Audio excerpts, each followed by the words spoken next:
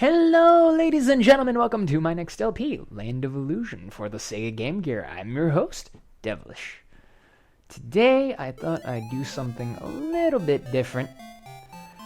I was just in the mood for something not so tense, although this game is deceptively difficult. Apparently, the story goes, Mickey falls asleep, he wakes up in the strange fairy tale world. Because he was reading a book of fairy tales. He has fairy tales on the brain. And the regular cast of Mickey characters take on different roles, kind of like in Sonic and the Black Knight. And this village, which was formerly overseen by a good princess who was the custodian of the good magic that pervaded the land, the princess has been taken captive, and now the land is ruled by some evil phantom. It's become a grim fairy tale. You see what I did there? Never mind. A phantom who lives in a castle in the clouds. So Daisy's just the simple peasant woman. She's the first friend Mickey meets on his adventure. And look at Mickey, he's just ready and raring to go. His fists are clenched, he's scowling.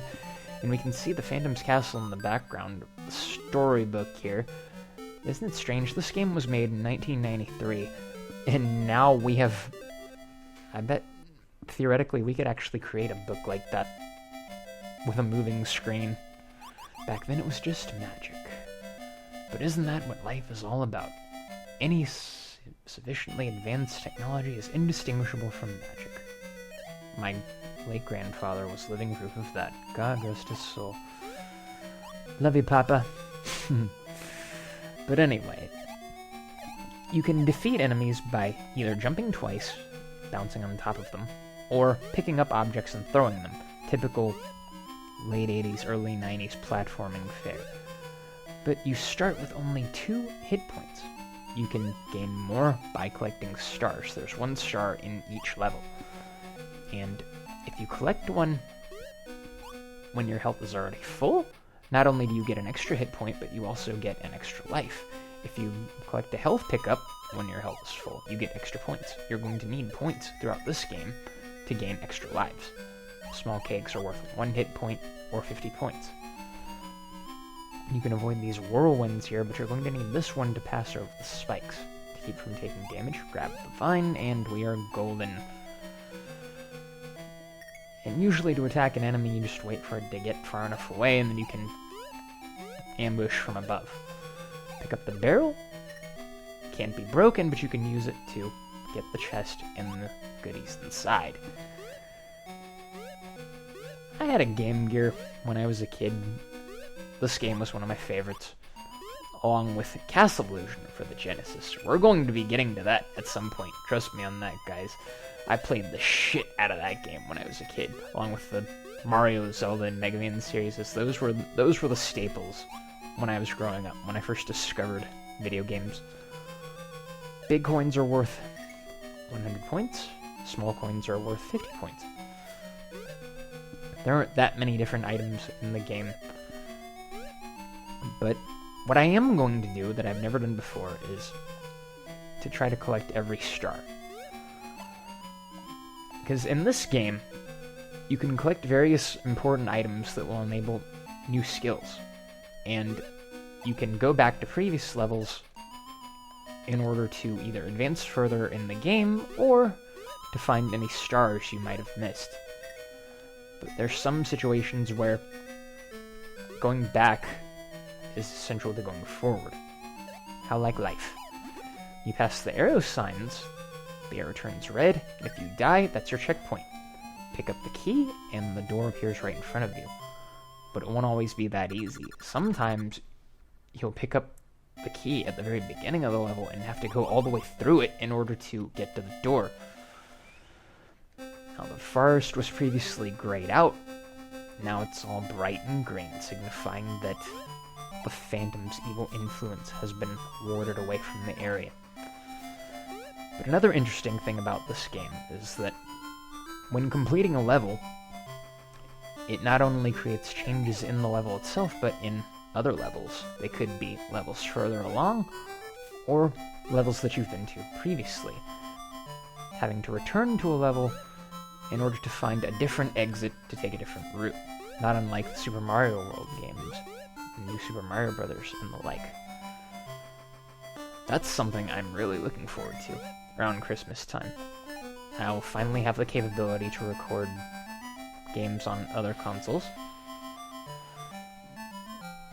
Speaking of which, anybody excited for what they're getting for Christmas? Or Hanukkah, or Kwanzaa, or whichever you happen to celebrate? I've got a few ideas in mind as far as what I'm getting.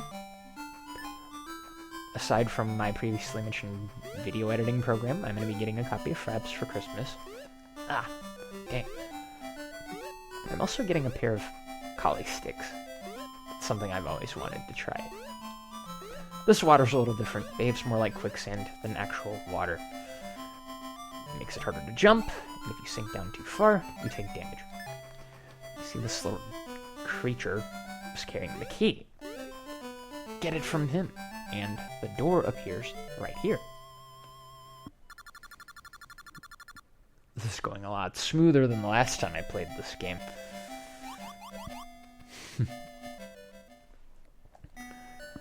These are a lot of games that I've been familiar with as a kid, but it's nice to revisit my childhood. I mean, that's what gaming is all about, right? I didn't quite get the coin, not quite fast enough. You could risk taking damage, but I don't feel like doing that, considering how little health I actually have. And you always want to try to move fast through this part, because if you slow down too much, the entire area will be inundated with flames before you know it. Oh, look at that. I just got an extra life and a coin. How nice. I'm getting closer to the 1,000-point mark, which is temporarily covered up by your air gauge. As you might have seen in the previous level, you're down for too long, you run out of air, you lose life. But all you have to do is break the surface, and you'll be okay. And splash into the lava with you. Look at that, you can see the look on the dragon's face. What was that? I've never seen that before. Don't touch the lava, it's instant death. But you can also use your bounce attack to give yourself a little bit of extra height. The match sits on fire. Take one off and scratch my head. What once was red is black instead. Bonus points to anybody who gets that reference. Stars gave you extra hit points, and if your health is full, you also get another extra life. So we are making great progress here, ladies and gentlemen. If need be, you can use the springs to attack enemies, but there aren't any quite yet. But we're getting close to the end of the stage, and with your first 1,000 points, you get an extra life. 3 extra lives in one stage. That is amazing. Each kill is only worth 1 point, but as long as you keep your health full, it's all the easier to get more. Now, you'd think the match would reappear in a supercharged form. I guess if the igniter fluid's already been expended, as it were. And here we have our first boss. Pick up the rock, aim for the head, but try not to get hit by the reflecting, rebounding fireballs. Just keep crouched down. And 9 times out of 10, unless you're standing at just the wrong spot, he won't even be able to hit you. He disappears in a puff of smoke, and in the same fashion, the blacksmith or his horse collar appears. Mickey's probably like, hey, I knew you. What if he remembers any of these guys? He very well could. It's just like Sonic and the Black Knight. Not that I've ever actually played that game. You can hold the jump button to speed through the text. Thanks for setting me free. Your path lies through a tiny cavern up ahead. Yeah, this is your first instance of having to change your path in order to find new items to move forward. So we have to go to the castle ruins, but we can't get there yet. The fire in the castle's weakened, the water in the lake has risen. So we have to go back to the lake, find a separate exit door to the ruins, and then we can move forward through the tiny cavern. And we also get the magic flute, which will enable us to escape from any world that we've completed previously, contrary to the description. And just as the blacksmith said, the water level this time through is significantly higher. All you have to do, mostly, is just stay on the surface. You can bounce attack a water-bound enemy. Just make sure that the enemy is level with the surface, because if you sink down too low, you'll lose your momentum and you'll take damage. And the exit door is right here, which we couldn't have gotten to previously because we couldn't have got to the top. Isn't that lovely? And we can go straight through, instead of taking the long way around, to the castle ruins. This stage is a little bit tougher, because not only do we have the spooky ghosts all over the place, it's dark, so you have to hold your lantern in order to be able to see in front of you, but sometimes you're forced to abandon it to progress further through the stage. And not only that, but further along, the stage becomes auto-scrolling. And I don't know about you guys, but I hate auto-scrolling stages, especially in this game. Unfortunately, the controls are a little bit clunky, a little less fluid than you see in other platforming games. There's a star. How do we get it? Don't worry, we'll come back to it. Instead of climbing down the ladder, we can just jump down, just like in Mega Man. Yes, there were an abundance of recurring tropes in games like these. Yes, they wanted to keep these games simple, because for many of this day and age, this was many people's first foray into gaming, especially with a character as well-known and recognizable as Mickey Mouse. But back then, they weren't as interested in marketing just for marketing. Gaming hadn't quite hit the mainstream. Now, you want to be able to pick up all these boxes and use them to cross over the spikes, but it's easy to screw up, especially if all the boxes are too close together, so yeah, I've gotten myself stuck. But only one hit. I'd say that's worth it. You can use these to get up top. I hope there's cake in here. I'd like to have full health. Not quite, but I am getting a little closer to another life, so I can deal with that.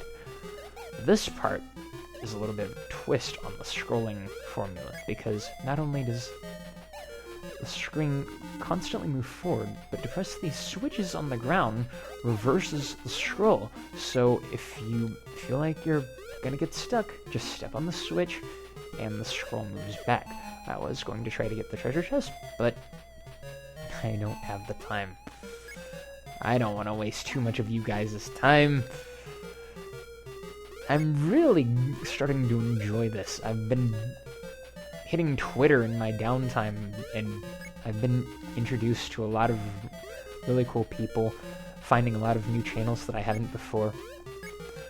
Now, another thing you can do with this key here, this isn't the exit key, obviously. We're going to have to carry this all the way back to the first part of the area.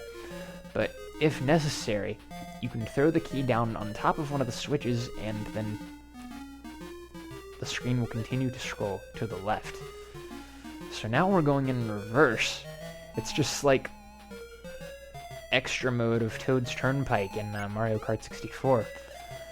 The traffic becomes oncoming instead of driving parallel to it. You can climb up on top of the key to get the box, but if you don't press the switch fast enough, the scroll of the screen will push you off the switch, and if you're extremely unlucky, you'll lose your key, so you have to go all the way back to the other end to get it. But now we've unlocked the door, so we can just keep sliding forward, and as soon as we pass the signpost here, the scroll stops. How convenient is that? The main ghost!